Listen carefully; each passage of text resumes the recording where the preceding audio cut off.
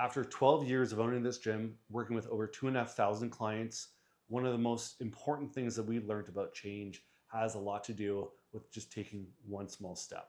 And first things first, it's coming to the realization that at the age of 40, your metabolism isn't the problem.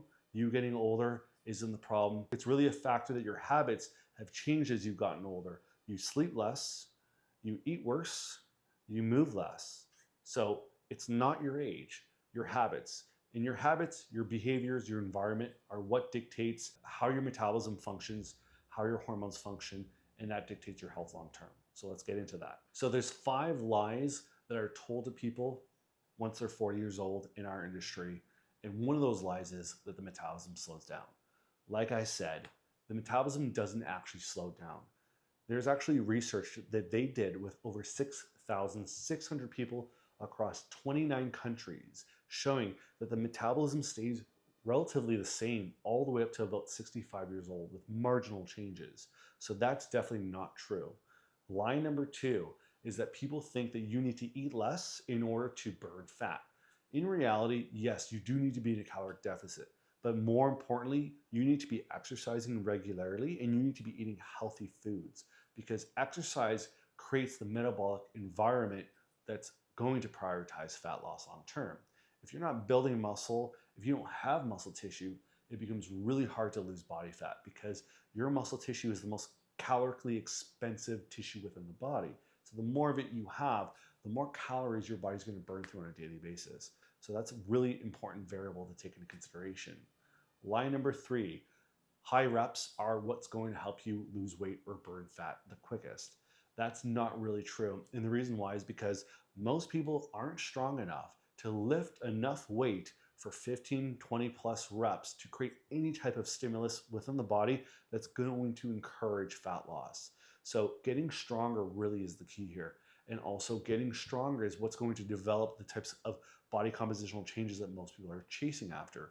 How many people have you seen that can knock out a set of 12 chin-ups look like they can knock out a set of 12 chin-ups? Generally, the two go hand in hand. Being stronger has huge impacts in body composition, and age has nothing to do with that. Lie number 4, cardio. So here's the thing with cardio. Cardio is actually really good for you, especially when you're chasing certain adaptations for your heart health. When it comes to helping you lose weight, when it comes to helping you lose body fat, when it comes to impacting your metabolism, it's one of those it depends situations.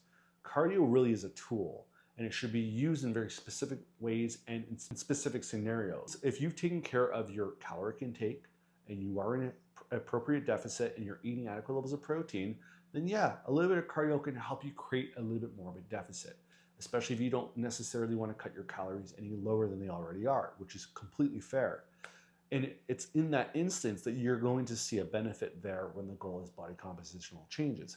However, doing too much cardio, like an hour every single day, is not good because that's going to cause a really big catabolic effect on your body, which is going to eat away at your muscle tissue. And like I said, muscle is the most calorically expensive tissue within the body, meaning not only is it hyper valuable, but also it's expensive to get.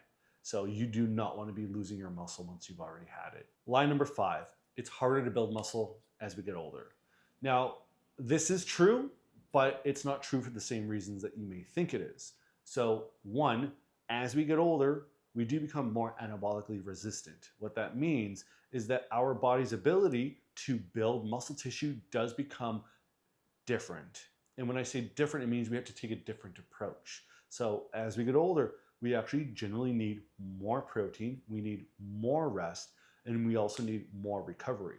And sometimes that needs to be matched with ensuring that our strength training volume isn't excessive. Because if we are trying to make sure we're creating an environment that's going to prioritize that, we don't want to be digging ourselves too deep in a hole. So long as those match, you can still see a significant amount of muscle gain on a yearly basis. Our clients will generally aim for about 1 pound per year.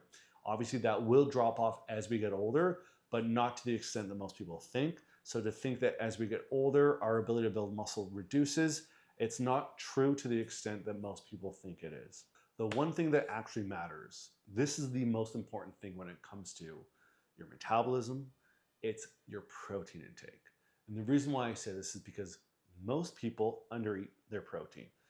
Even people that are working out regularly are usually shocked to find out how much protein they actually need and how much protein they're actually eating. Most people have no idea. Okay, we're not top chefs who know exactly what 4 ounces of chicken breast looks like when we look at it. We're guessing, and guessing usually is pretty inaccurate. With that said, we will recommend someone consume at least 1 gram per pound of goal body weight in protein. So if your goal is to go from 180 pounds to 200 pounds, then you should be consuming 200 grams of protein. And this includes the protein that you'll get from a post-workout shake. So if you're doing a post-workout shake with some whey protein, you can easily do 2 scoops and that's 50 grams of protein right there. That means you only need to consume another 150 grams for the day. So if you're eating 3 other meals, that's 50 grams, 50 grams, 50 grams. It's not very challenging. It just means you need to start creating some habits and you need to regiment yourself and you need to prioritize protein. Protein is absolutely fundamental. It's really hard to build muscle if you're not eating enough protein. And if you don't have adequate levels of muscle, your metabolism will greatly be affected. The muscle and the metabolism connection is extraordinarily strong. And that's probably most people's biggest variable when it comes to seeing their metabolism slow down beyond their behaviors. It's becoming undermuscled.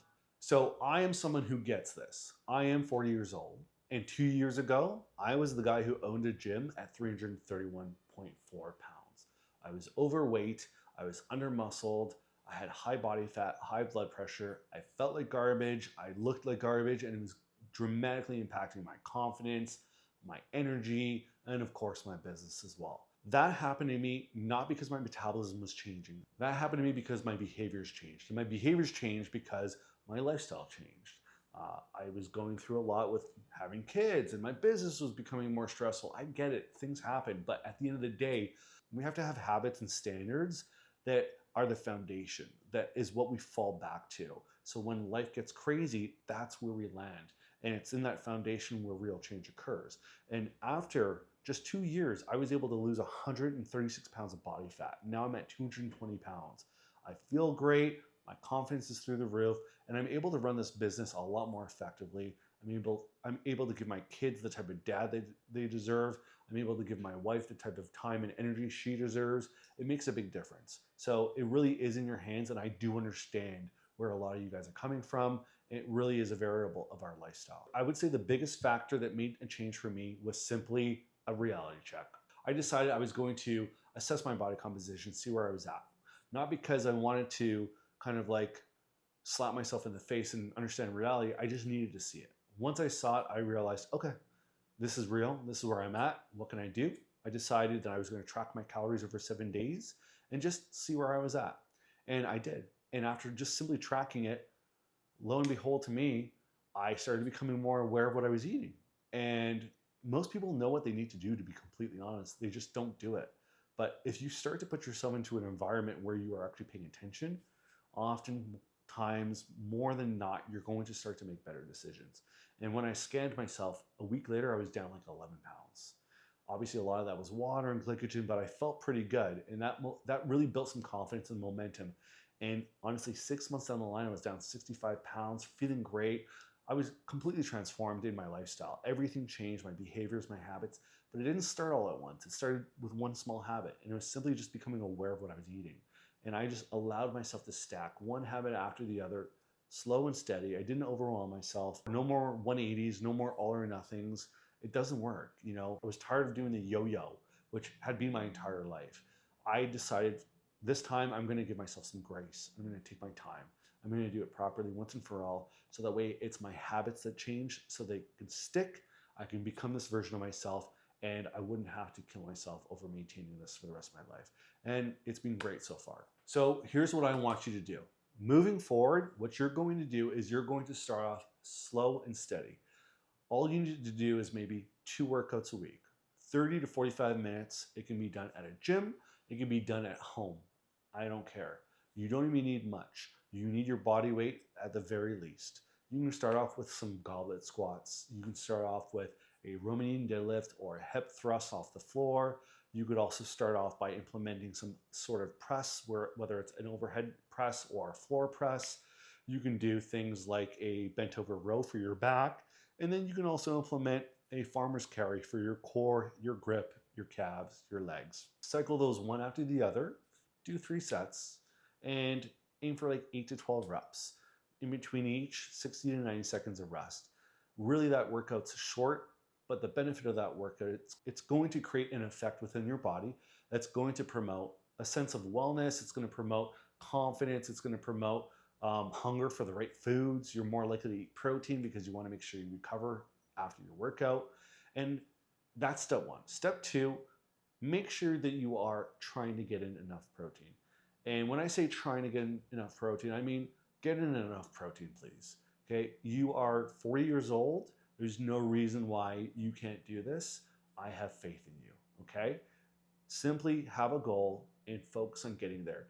You might need to build up over a few weeks, but you should get there within a couple of weeks, and you should feel pretty good once you do. You'll notice big improvements, and then once you've hit your protein intake and you're working out regularly, you can add in a third habit, like starting to focus on drinking more water. 2, 3, maybe 4 liters of water, depending on your body weight, your output energy-wise. And then after that goal set, you can aim at something else, like maybe doing a third workout or making your workout go from 30 minutes to 45 minutes. Then you can eventually aim at something like hitting step goals for the day, like trying to get 7,000 or more steps. Step by step, you just add little habits here and there, but don't overwhelm yourself. What I say is pick a habit you know you can do that you're going to enjoy doing and that's going to give you a lot of result. You're going to feel good and get good at it. Once you've done that, you'll have confidence, you'll have momentum. So when you set another goal, you're more likely to take those actions and you're more likely to be consistent with them and you are more likely to be successful at them. So you'll start with those and you'll see how it goes. Or you'll start with those and your life will change. That's it. Start simple. Don't overcomplicate things. If this video helped you, follow along by subscribing and also check out my Instagram. You can find it in the description.